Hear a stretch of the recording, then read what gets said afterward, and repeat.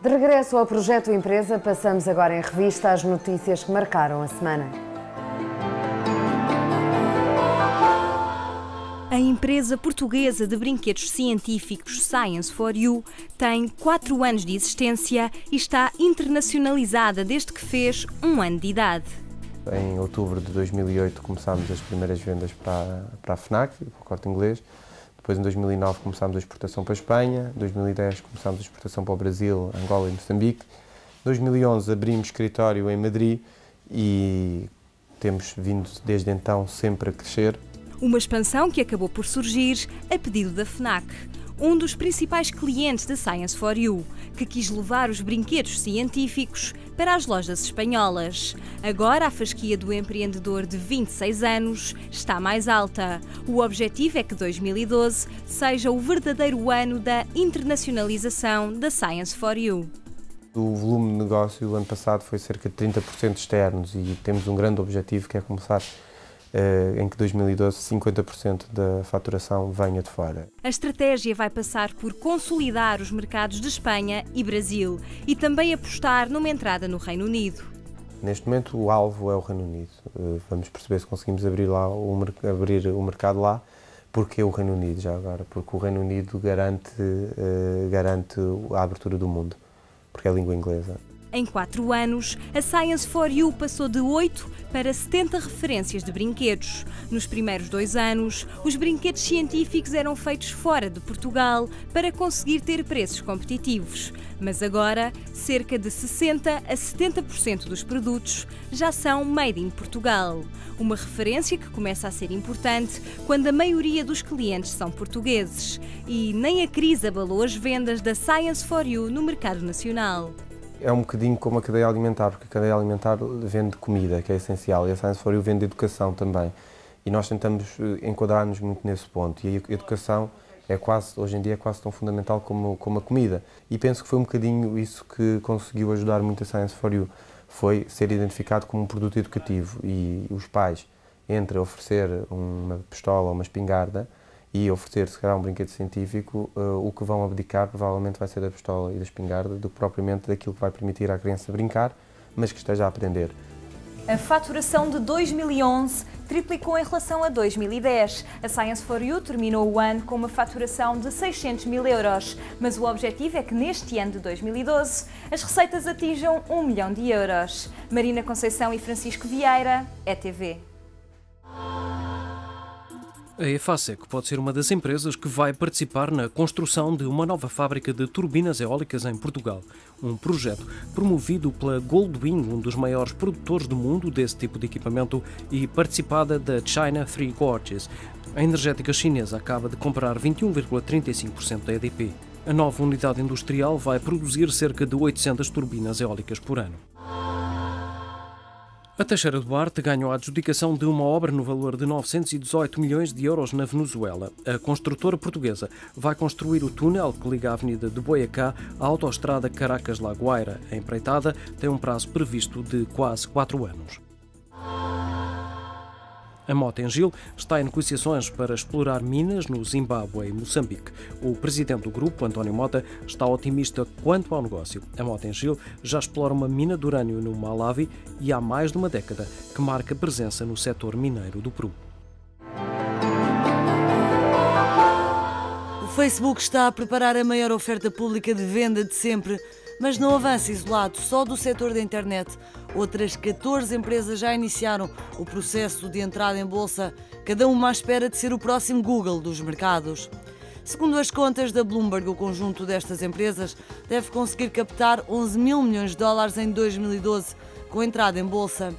Se este valor for atingido, será um recorde desde 1999, a antecâmara da bolha das dot-coms no início da década. Nessa altura, os IPOs renderam 18,5 mil milhões de dólares. Mas o contexto do mercado para estes IPOs está longe de ser tão favorável como há 12 anos atrás. Se é verdade que as receitas destas empresas têm vindo a subir, é igualmente verdade que a volatilidade atual nos mercados financeiros e a crise das dívidas soberanas pode muito bem limitar o sucesso destas operações. As últimas a tentar, a Zynga e a Pandora Media, viram as ações afundar. Os IPOs têm, sem surpresas, sido menores em número e valor. Em 2011 renderam 155,8 mil milhões de dólares, menos 100 mil milhões que em 2010. E nenhuma geografia ficou imune. A Ásia caiu para metade, os Estados Unidos recuaram 10%. A Petroplus vai encerrar 3 refinarias na Europa. A decisão surge na sequência do corte de uma linha de financiamento de 1.000 milhões de dólares por parte de um consórcio de 13 bancos. A Petroplus dedica-se exclusivamente ao negócio da refinação petrolífera e é liderada pelo português Patrick Monteiro de Barros. A Sony vai vender à Samsung a participação de 50% que detém na fábrica conjunta de ecrãs LCD. O gigante japonês de aparelhos eletrónicos associou-se à Samsung em 2004 para construir ecrãs para televisores. O acordo prevê que a Samsung pague à Sony cerca de 720 milhões de euros já no final do mês. A ExxonMobil ganhou o processo contra o Estado venezuelano. O caso remonta a 2007, quando o presidente Hugo Chávez tomou a decisão de nacionalizar os ativos da empresa. A petrolífera recorreu à Câmara de Comércio Internacional, que condenou agora a Venezuela a pagar 702 milhões de euros à Exxon. Tempo agora para o nosso consultório empresarial com a Carla Alves Ribeiro. Com a subida dos impostos e a pressão da administração fiscal para aumentar a receita fiscal, aumentam o número de processos em tribunal. A demora judicial acaba por não dar resposta às necessidades dos contribuintes e torna-se necessário encontrar alternativas. Diogo, em situações de crise, aumentam os litígios com a administração fiscal? Acaba por haver uma relação direta. Em situações de crise é natural que exista um aumento de impostos, de facto, mas também um aumento da agressividade da administração fiscal nessa cobrança. O que quer dizer que a própria administração fiscal acaba, sob essa pressão natural de criar mais receita, acaba por entrar em comportamentos que por vezes são mais questionáveis do ponto de vista da legalidade. Por outro lado, com o aumento de impostos também as contingências fiscais para os contribuintes são de valor superior, o que faz com que se pondere com maior acuidade a questão de avançar para os litígios. Portanto, acho que é seguro retirarmos essa conclusão de aumento também da litigiosidade fiscal. E que soluções é que existem para resolver esses litígios? Bom, temos desde logo as soluções tradicionais. A primeira solução é reclamar para a própria administração fiscal. Quando o contribuinte recebe uma liquidação de imposto com a qual não concorda, deve fazer uma reclamação. Mas existem outras, naturalmente. É preciso não esquecer que quando nós fazemos uma reclamação, estamos a pedir à mesma administração fiscal que antes nos disse que tínhamos que pagar impostos para reapreciar. E é natural que não só a administração fiscal não seja bom juiz em causa própria, como também que nem sempre, e normalmente não o faz, altera a sua posição inicial. E, portanto, é necessário outras soluções, nomeadamente a via judicial. Mas os tribunais são lentos e os tribunais fiscais também não fogem à regra. Os tribunais fiscais não só não fogem à regra, como a perspectiva que eu tenho é que são ainda mais lentos do que os outros. De facto, é um problema generalizado, que é a demora judicial, e, portanto, se fala muitas vezes em não existir justiça, porque ela não existe em tempo útil, e nos tribunais fiscais ainda mais. Há poucos tribunais fiscais, os processos eternizam-se e, de facto, não é expectável que um contribuinte que ainda por cima tem que prestar uma garantia ao pagar, que fique 8, 9, 10 anos à espera de ver resolvida a sua situação fiscal. Mas que alternativas é que existem aos tribunais? Bom, existe desde logo uma alternativa que é relativamente recente, que tem aplicação prática desde meados deste ano, que é a arbitragem fiscal e que é radicalmente distinta daquilo que estávamos habituados a ver. A arbitragem fiscal, em síntese, em vez de irmos para um tribunal que existe e que está institucionalizado, vamos para um tribunal criado naquele momento, em que vamos ter 1 ou 3 juízes a tratar diretamente do nosso assunto e que foram escolhidos para tratar daquele assunto. E quais são as vantagens da arbitragem? Bom, a primeira vantagem resulta logo do próprio regime.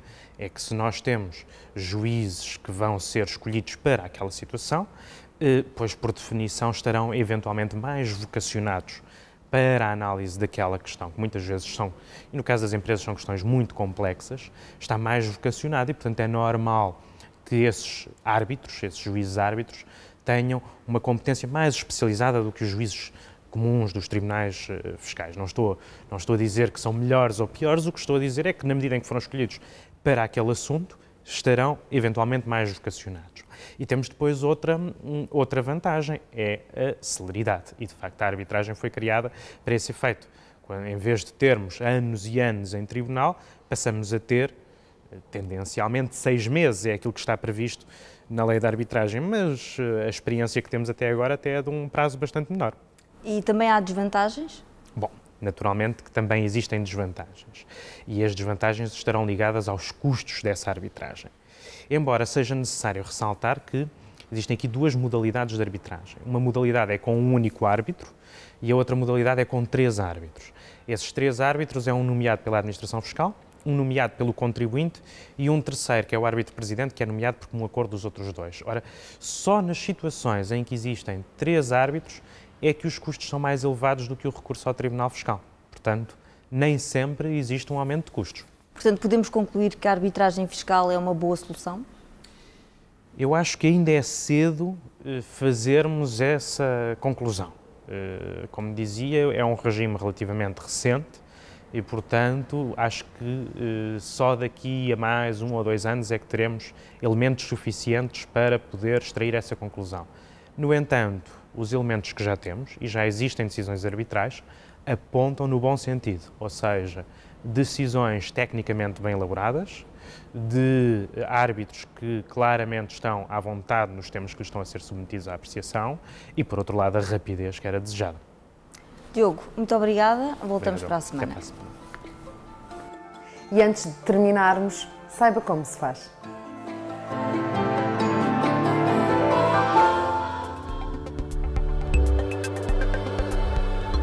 Um hambúrguer da McDonald's faz 600 km para chegar aos 135 restaurantes portugueses. Toda a carne consumida em Portugal vem desta fábrica em Toledo. Todos os dias chegam caminhões com carne de vaca fresca e congelada à fábrica da Ozzy, fornecedor de hambúrgueres exclusivo da McDonald's Portugal. Todos os dias, 70 mil quilos de carne são picados e transformados em hambúrgueres. Mas antes, a carne passa por uma fiscalização a olho nu. Aqui, os trabalhadores conferem se os pedaços de quartos dianteiros e abas da vaca têm vestígios de ossos ou cartilagens. A legislação europeia obriga a um máximo de 20% de gordura por hambúrguer e a uma relação de proteína e colagênio inferior a 15%. Estes valores são conseguidos através da mistura das 2 zonas da carne de vaca. Mas há outra mistura que é necessária para que a carne picada se mantenha compacta. A única forma de ganhar consistência é misturar carne fresca com carne congelada. Quando o lote da carne é colocado nesta picadora gigante, passa por uma trituradora que corta a carne em pedaços mais pequenos. Depois, esses pedaços de carne de vaca passam para uma segunda picadora. Aqui, a carne passa por uma espécie de rede e cai para dentro destes recipientes. A seguir, pega-se nas caixas de inox e despeja-se para a máquina que faz os hambúrgueres. A sua função é dividir a carne pelos diferentes compartimentos para caber nos moldes. Depois, a carne é prensada e transformada em hambúrguer. A McDonald's tem regras para os tamanhos dos hambúrgueres. Neste caso, o hambúrguer Royal tem de ter cerca de 12 mm de espessura, entre 120 e 127 de diâmetro e pesa entre 112 e 114 gramas. Depois de terem as medidas certas, os hambúrgueres entram diretamente para um corredor que os deixa ultracongelados em 2 minutos. Aqui são produzidos 80 hambúrgueres por minuto, ou seja, cerca de 1 milhão por dia. 1/3 vai para Portugal, o resto fica para os restaurantes espanhóis. O que quer dizer que um hambúrguer feito hoje na fábrica estará nos tabuleiros dos restaurantes McDonald's em Portugal daqui a 3 semanas. No final do túnel, os hambúrgueres passam por um detetor de metais para se certificar que nenhum pedaço de carne tem vestígios de chumbo. Em filas de 5, os hambúrgueres vão caindo para dentro das caixas. Cada embalagem leva entre 118 e 120 hambúrgueres. As caixas estão constantemente a estremecer para que os hambúrgueres se ajeitem dentro da embalagem à medida que caem lá para dentro. No final da linha, um trabalhador verifica se o peso da caixa corresponde a 13,5 kg. Se estiver acima ou abaixo deste número, são colocados ou retirados mais hambúrgueres. Depois, as caixas são fechadas e etiquetadas com o lote e a validade.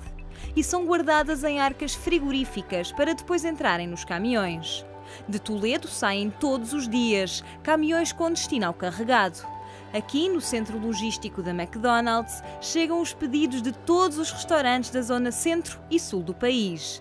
Desde os copos de plástico às colheres de café, passando por todos os ingredientes que compõem os menus da McDonald's. Quando chega um caminhão ao carregado, um dos trabalhadores verifica se o selo que tranca as portas do veículo está intacto. Uma prova de que ninguém mexeu na carga durante a viagem. Depois, os caminhões de carne são descarregados para as câmaras frigoríficas, que têm estoque para 10 dias. Mais tarde, a carne volta a ser carregada nos caminhões, que fazem a distribuição. Quando as caixas com os hambúrgueres chegam aos restaurantes portugueses, são novamente guardadas em arcas frigoríficas. Na altura de preparar o clássico Royal Deluxe, colocam-se os hambúrgueres no grelhador pré-aquecido e fecha-se a placa durante 150 segundos. Enquanto isso, tosta-se o pão, coloca-se a maionese, a alface, tomate e uma fatia de queijo cheddar. O hambúrguer vem a seguir e finalmente a base do pão.